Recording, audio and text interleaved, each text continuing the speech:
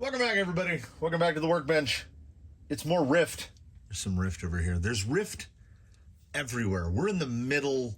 We're in the geographic center of the Ryft. I just want to point out from this point, pretty much anything that happens to the Ryft from here is temporary. We're willing to take it in whatever direction it need go. So I had mentioned that I fried the Bosch GSR 12V300, which I do not recommend. And I really firmly didn't recommend for working on RC cars to begin with because it's too powerful. And I'm like, oh man, I don't want to have to replace that thing. And I'm stuck deep in the Bosch ecosystem because I have like 8 of those little tiny 12-volt batteries. So my buddy, Ground Fox Origins owner, he's a straight to Google type of guy. So he's like, what are you talking about? That thing's like $100.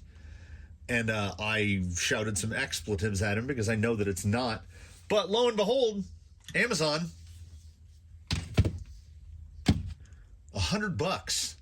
And this is not the GSR 12V300. This is the good old-fashioned PS31, which means it's not brushless. So you pay a lot less. And that's on high speed. What? I could never get the GSR to go that slow. And the clutch actually works. So it was $99 for the 2-pack on sale for, I don't know, daylight savings time? I don't know what. So this one is going to be my wheel guy. And because they're both brushed, which I appreciate. This is someone who's dedicatedly turned into a crawler guy, I guess, because when I saw the opportunity to get 2 tools for $99 and they're both brushed, I was like, heck yeah. So in between the last episode, which at the time that I'm filming this is episode 8.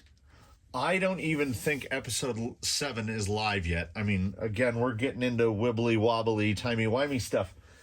Anyway, I did some stuff. I moved heavy things, and then after I got done with heavy things, I thought, we're going to try to bake those big showdowns off the hideous plastic wheels that they came on.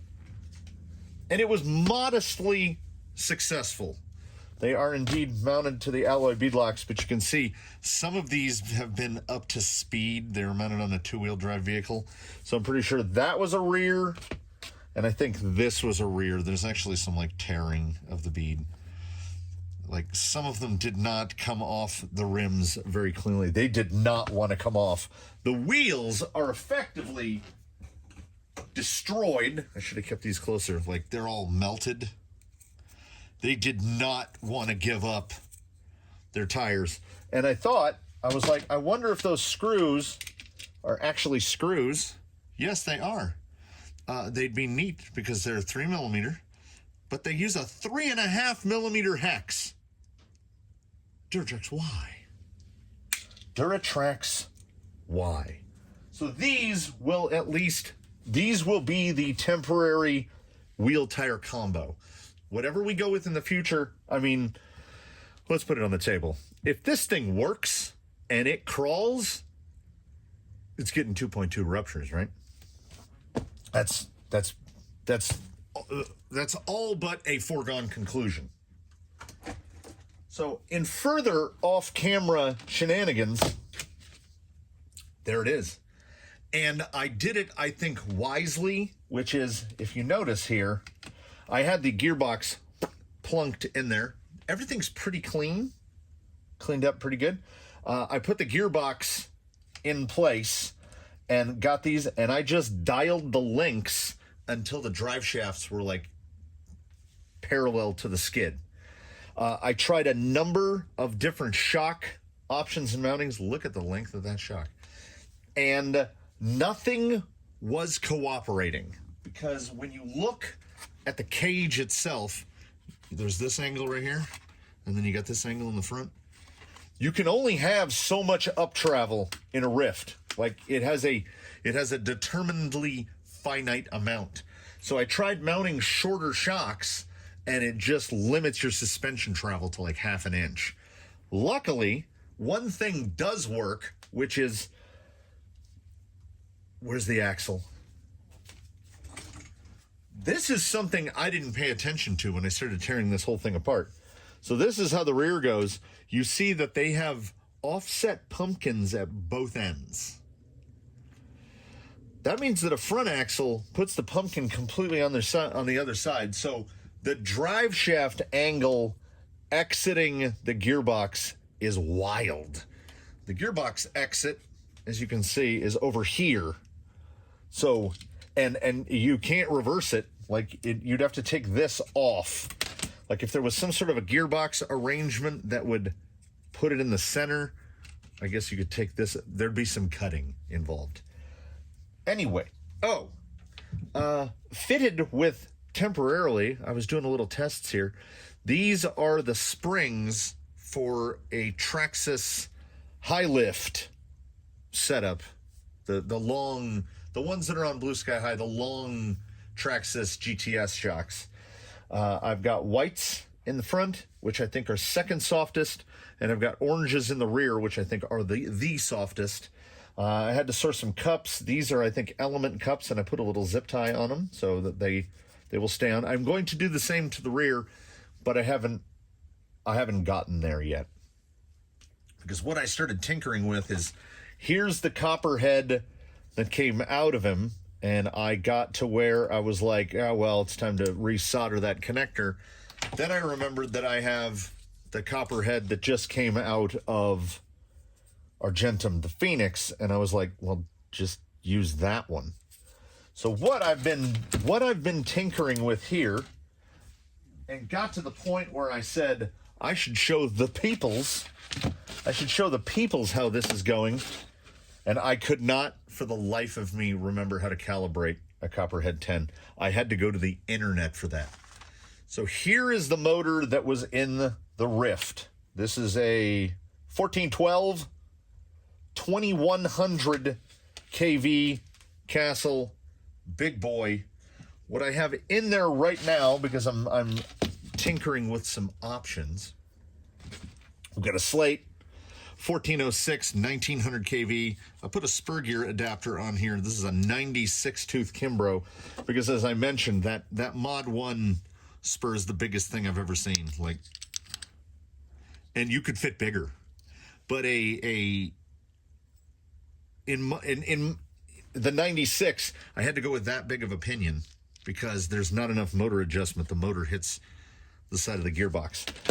But that I'm not too concerned about. I get the feeling that this is probably going to be the spur gear. We're probably going to be going back to Mod 1, because motor option number 1, 3mm shaft. I didn't want to use a sleeve. I guess I could run that on Mod 1.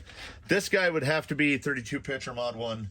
Option number 3, 3648, 760 kV Outrunner. And I made some little extendos to hope to remember the colors. That will just come down to how smooth is the startup on the Copperhead. I did get it calibrated. So we plug in sensor cable, and then that's A. We'll get this wrong at least once. That looks like B, and that looks like C. I genuinely prefer to test these in the mounted in a gearbox configuration so that I don't lose a finger. So let's see what we've got in terms of low speed. And as a Copperhead is going in here, one way or the other, I will definitely be pulling out the super ancient laptop, and we will I will turn the beeps off and all of that goodness. So tipping in 1900 kV. I think that's a 31 tooth pinion, 96 tooth spur, 3 to 1 and change. I also learned valuable things before I power that up. I got the manual out, and if you get an RTR Ryft, it doesn't come with the 2-speed stuff. Well, the 2-speed effectively adds low, kind of like how a TRX4 Sport is. So I did indeed have to leave all the gears in there. I thought I would get lucky and get to take half the gears out. That was facilitated quite easily. All it required was this shaft here does not move now, in nor out. It is a M3 by 5 millimeter long spacer. Slide it over the shaft, clamp the thing together. It is permanently locked in low gear. Well, semi-permanently. You just have to take it apart if you don't want it in low gear. So, I mean, it's right there. And there's just cog. And then we can get to right about there. It's pretty slow. It's perhaps not as slow as I would like. Also, if you have expensive tips like this that you break like that, this one kind of broke perfectly. I just need to take that to the sander and make it a little less dangerous. This guy right here is the perfect turnbuckle tool for axial turnbuckles. He's perfect. I'm going to slide the little 1.5 guy off, but I'm so glad I didn't throw it away because I was using it constantly. Also, this pinion gear is so old.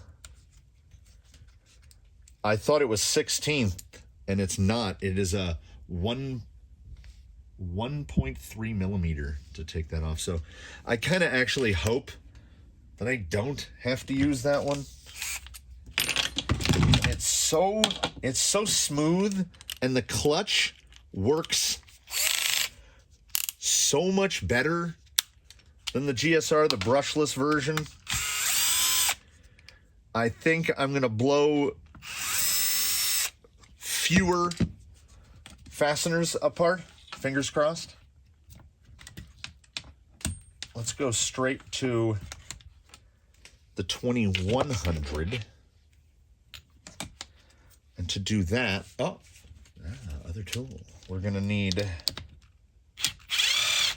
How nice is that? It's so quiet. It's so smooth.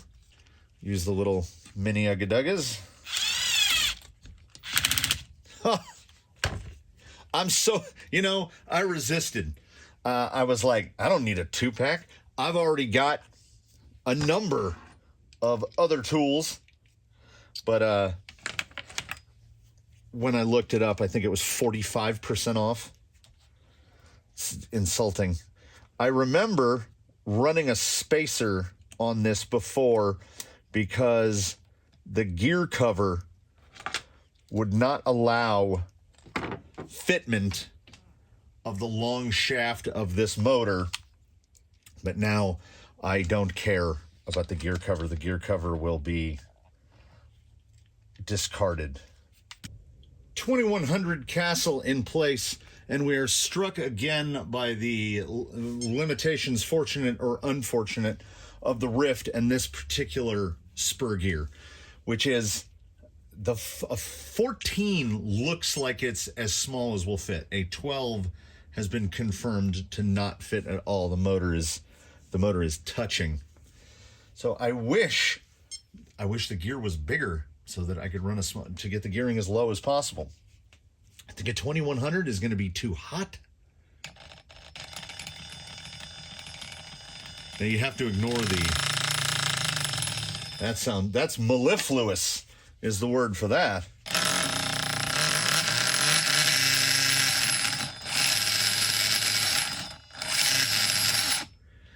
It's just at low end. It can get about as slow as the 19. Not quite. You see that? Just notch, notch, notch, notch, notch, notch. It's that initial tip. The initial tip from the trigger. Nothing.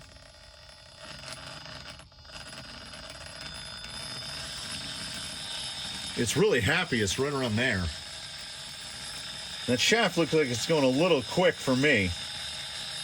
It's probably about 100 RPM to the drive shafts. And then we've got what? I'm assuming usually around 830. I haven't looked it up. So that would be let's just call it 2.5 to 1. So you get your wheel RPM would be 40-ish RPM.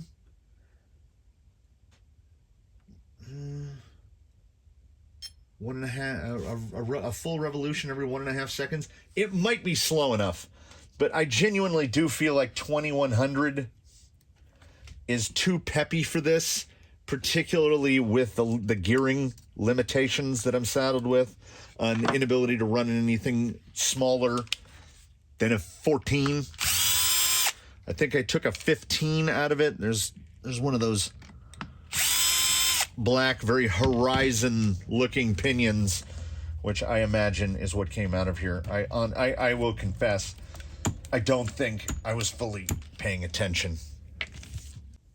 As I have doubtless mentioned, these Flash Hobby motors are straight-up drone motors. I mean, digging. When you buy one, they come with the prop attachment guy that bolts to the other end of the motor, bolts down here to attach a prop. Hey, speedy. So the shaft, the output shaft on this end is just smooth. So I just use a Dremel with a grinding wheel to grind down a flat to attach so that the grub screw has a place to land. And I did not grind this one down far enough that the teeth are out a bit there. But no point in grinding it down any further if it does not work. Switch. Ooh. Outrunners, they give you the properly loud tones. Now let's see first off, how wild is it going to sound? And second, what kind of low speed can we expect?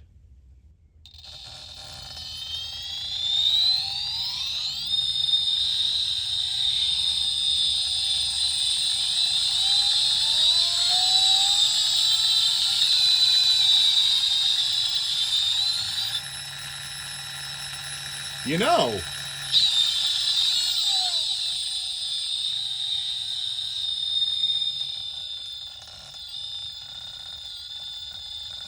see that little bit of judder right there? A dedicated Outrunner speed control will get rid of that. But you know what? Like, watch if you can see. Okay. Pause. Let us fabricate ourselves some little visual indicators here. We'll zoom in even more and hope that it doesn't move on us. Now listen to the tone. The idle tone when blasted through an Outrunner is crazy. That must be stopped. So we can get once we get past tip-in. Tell me that doesn't sound insane, but look at the little flag on how slow, that's reliably slow right there. I'm not getting any stutter or judder there. And look how slow the rotation. So 1,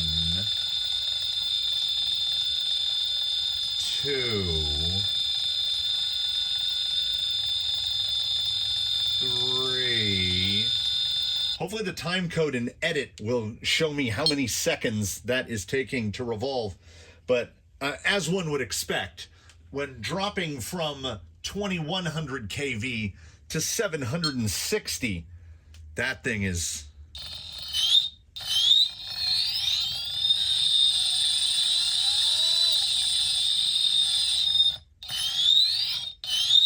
It just, you know what? I love that insane... It sounds bonkers.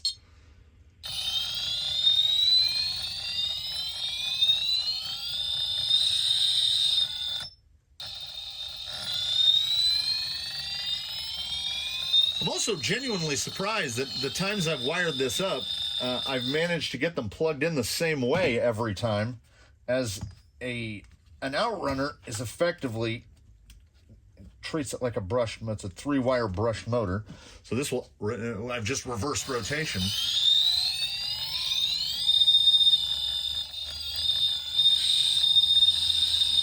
But here, watching the spur, we're missing out on the best part of an Outrunner.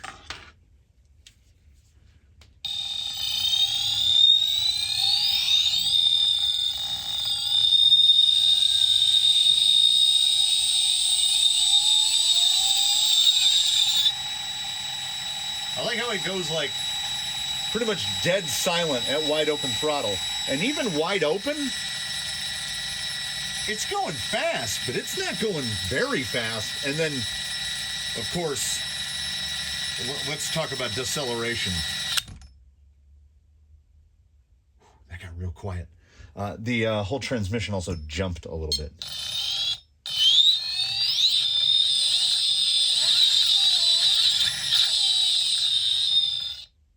I think, at least for now, we've got to move forward with Flash Hobby Turbo Evo 3648 760 kV for this, because if you can't gear down, you might as well kV down. So that's what we're gonna do. I feel like without delving into, I don't know if I can get a spur bigger around than that.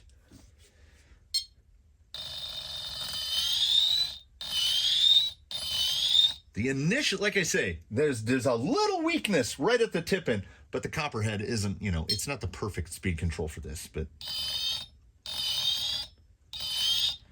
I'm trying not to watch this. I'm trying to just watch over here. Now, of course, it will behave differently under load, but we are not ready to get this thing under load yet. I think, though, this is progress. So what needs to happen now is I need to pull this off. I need to get the motor out once again and grind some more flat onto that guy. It really needs to go almost all the way back. I don't have it perfectly flat. There's a little angle to it, which is okay. That kind of acts like a safety. I used to worry about getting it laid perfectly flat, but if it's got a little angle to it, if the set screw loosens up, it can't fall off. It has to keep loosening up, and it will probably loosen up to the point where it's no longer making contact with the gears. It is a smooth thing. I don't know. Explain to me, Axial, why all of your gearboxes are geared so high. Just put more reduction in there so we're not stuck running like 55-turn motors, which I don't even know what 760 kV would be. It has to be past 80 turn. I'm going to get this ground down, and then we are probably at the point where I can bolt this back into the skid. Take the flag out there. We can bolt this back into the skid, and it looks like that shaft is short enough. It is indeed. So I'll be able to just throw a gear cover back on. So gross. So ugly. I really don't like this creamy, whatever this dove sort of gray is. I'm going to get that so that we can get the pinion set. And once the pinion is set, this guy will be ready to bolt to the skid. I bolted that gear cover on in anticipation of mounting this thing up, and there was a fairly significant increase in resistance. So I think you can't have anything out past the face of the spur. So no big loss. I would prefer not to run it anyway. And then, see, these are the things. We will get this thing bolted up so that you can see the absolutely bonkers drive shaft angle. I did spend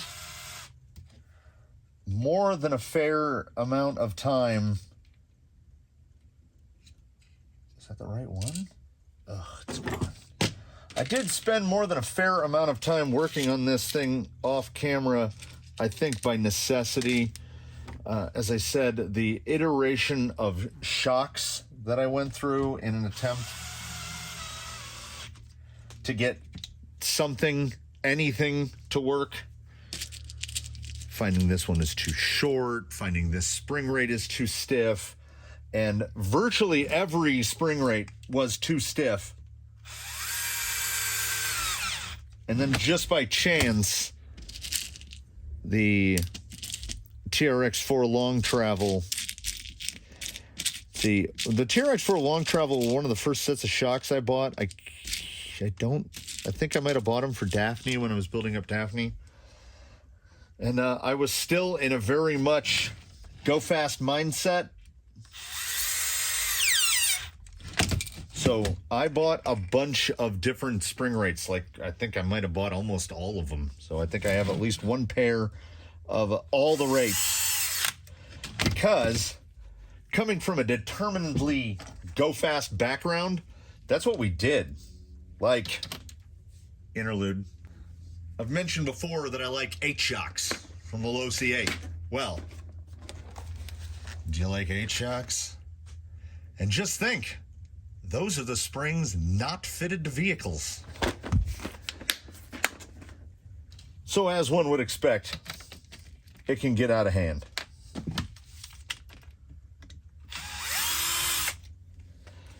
I really want to see this thing in motion. I don't think, well, I know for a fact it's not going to, well, you know what? I'm not going to say it won't be in this one.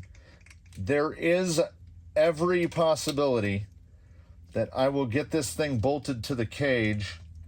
See, unfortunately, I mean, I would love to test it. I would love to test the viability of this by just powering it up and making it move. But alas, that is definitely not the same pin. Much like a Capra, you can't run half of it. It's got to be put together. These are some crazy long drive shaft pins. Yeah, you can get a little bit of a glimpse there of the drive shaft angle. And I kind of just flexed it through its range of motion. It doesn't seem like it's going to harm anything. Let me see if I can, like, there you go. It's definitely not optimal, but it doesn't seem to be at the limit of the universals. And I just had these in the highest point here. We're not doing any suspension tuning yet. Oh, I'm getting to the point where I can actually, we should probably go ahead and stick this down so that we can get the receiver, get some stuff wired up to it. This is a moment of fortunate coincidence.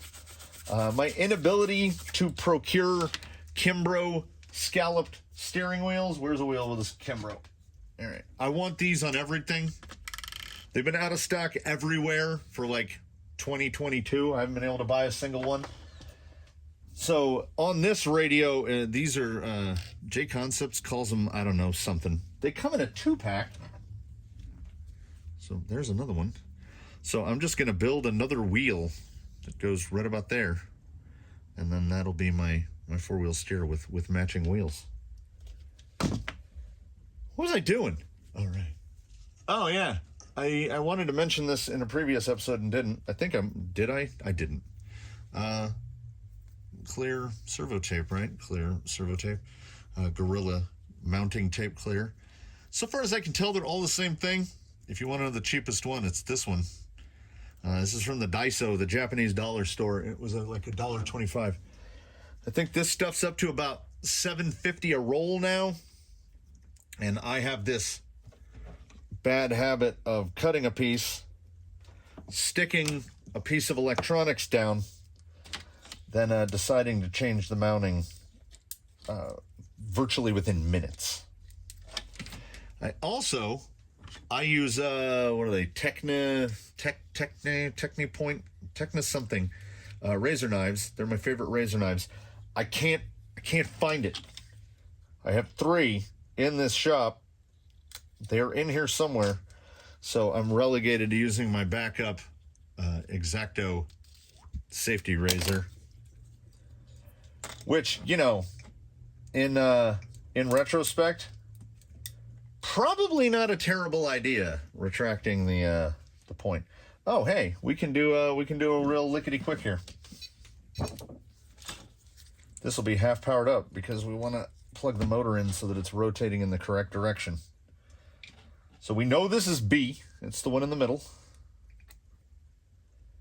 That's A. Okay, let's say this is A. Let's say this is C. Backwards. It was 50-50. I didn't pay really super close attention to which one I unplugged and which one I replugged.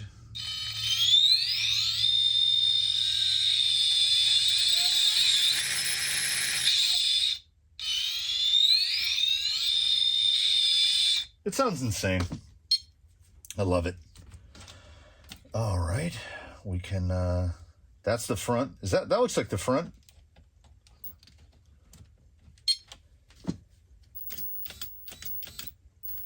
That's backwards.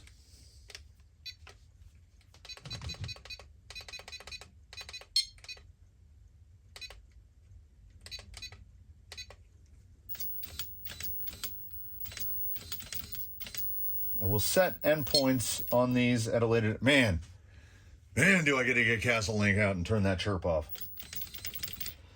All right.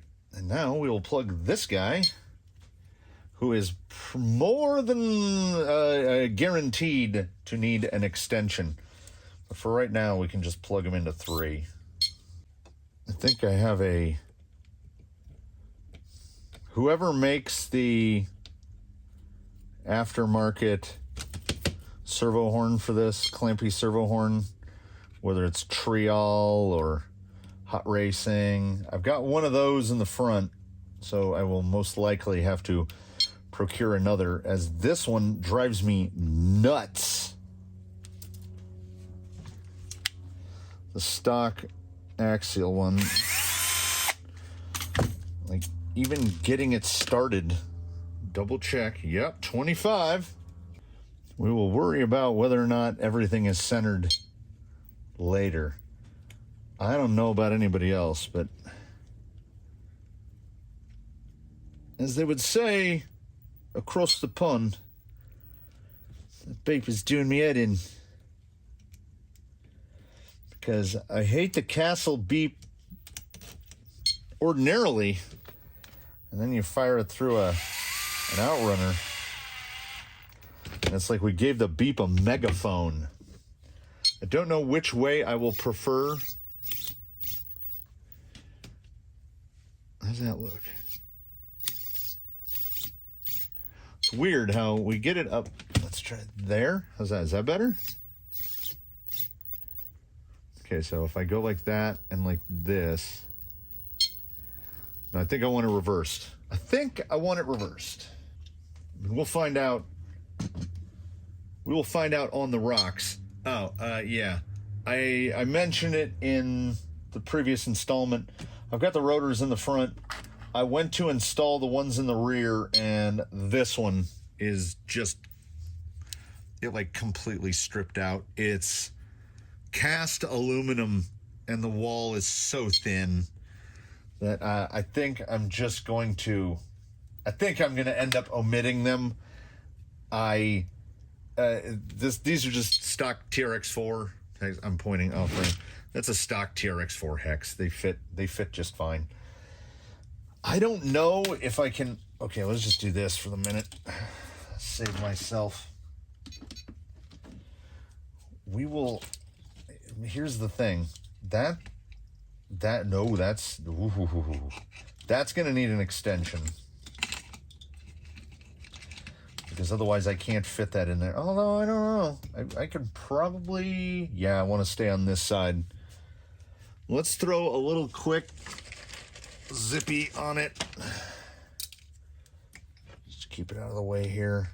I have no idea if the rear suspension is going to bind with how it's laid out. And I can't find out until we at least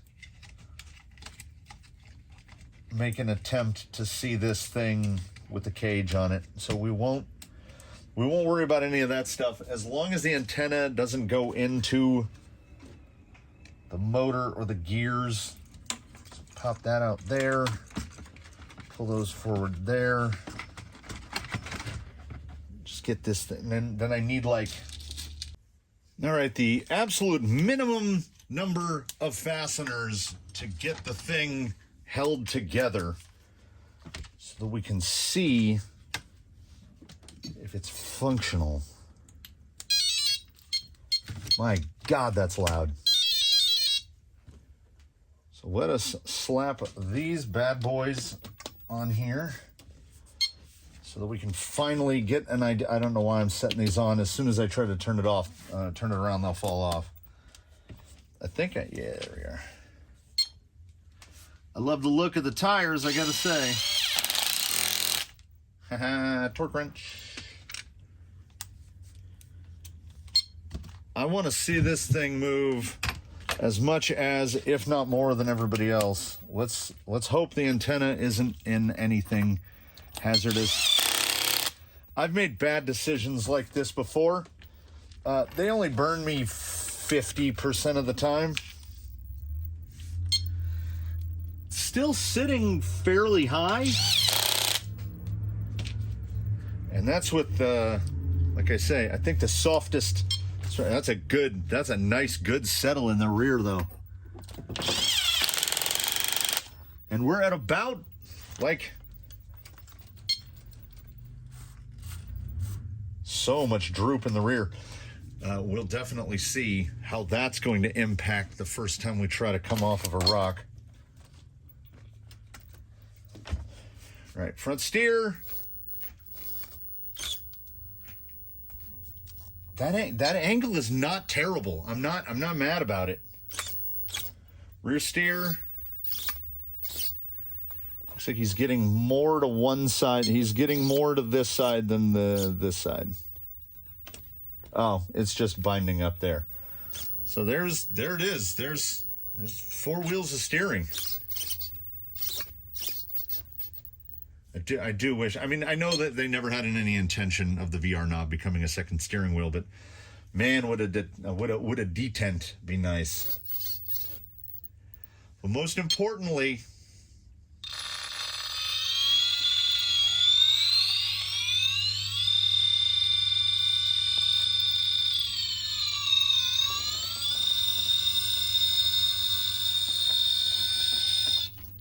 hey.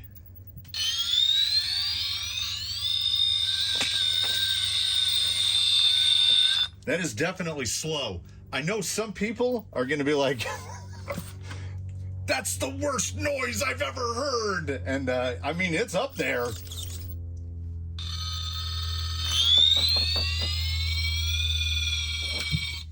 But I have to say here in closing, as we're going to call it here, this is successful. Successes are successful, and we're going to ride the high of this success for a little while.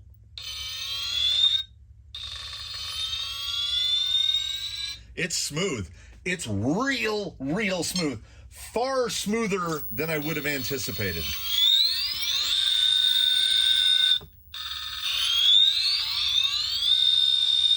The next time you all see this, that beep is going to be turned off. We'll have, I think I am just going to use an extension so that the wires aren't pulled so tight. I haven't concluded if I want to get, I think it's together enough to pick up. If I cut out this part of the battery tray right here, we can get a little bit more up travel. I can take these travel stops off. See, there's my little quick and dirty run a zip tie through and then the spring can't come off. So then it doesn't matter if it's loose at the top. The suspension on the bench, it feels real good. Oh, let's do a test here. Okay, this is a big fella. Just under 6 inches, about 5 3/4, aka to the rest of the world, 145 millimeters. While we're on the topic of millimeters, 385 millimeter wheelbase as configured. I was worried about the drive shaft, but the upper and lower links in the rear are the same length. So there's nothing saying that I can't switch them out to these longer links and stretch them out another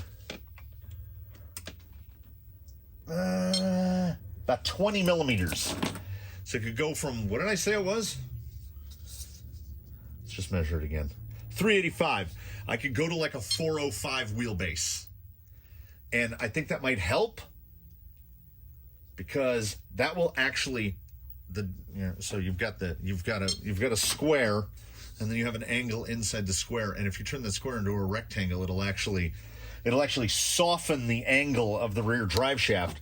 So extending the wheelbase on this might not be a terrible idea. It will also lay the rear shock down a little more, so the rear will sit down a little lower. Then I just have to work on getting the front to sit a little lower, and I think I've been thinking about mounting these up to the front position up here. But basically, I'm gonna try to run it. Oh, rear flex. More, 6.5, aka just under 170 millimeters. But at something with a wheelbase this long, that amount of flex does not seem. It doesn't seem excessive to me. Like the weight transfer, the top of that cage is staying pretty flat. And I'm definitely thinking about taking the limiters off, but I mean, we'll get to that in the next one. The next episode is going to have actual running. This is Going on Rocks, episode 9. So hopefully this one didn't run too long, although I try not to worry about the timing. I don't mind the rims. I don't mind the tires. I kind of hope it works on these tires. I like the looks of these in this scale. They feel pretty soft. I just hope that they didn't get too messed up from the heating. Anyway, it's mobile. It makes the sound of a demon.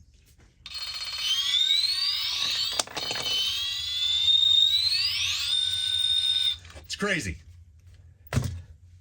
I'm excited. I hope y'all are excited. I hope you all enjoyed this one. I hope you all tune in for the next one. I should really be filming 6 lines, but man, I can't get you out of my head. So we're going to keep going until this is a thing, because this guy, RBX 10, when this is an actual functional crawler, it'll be number 20. 20. It's insane to even say. So yeah, close it there. Have a good one, everybody. Please do indeed comment below, and please do indeed tune in for the next one.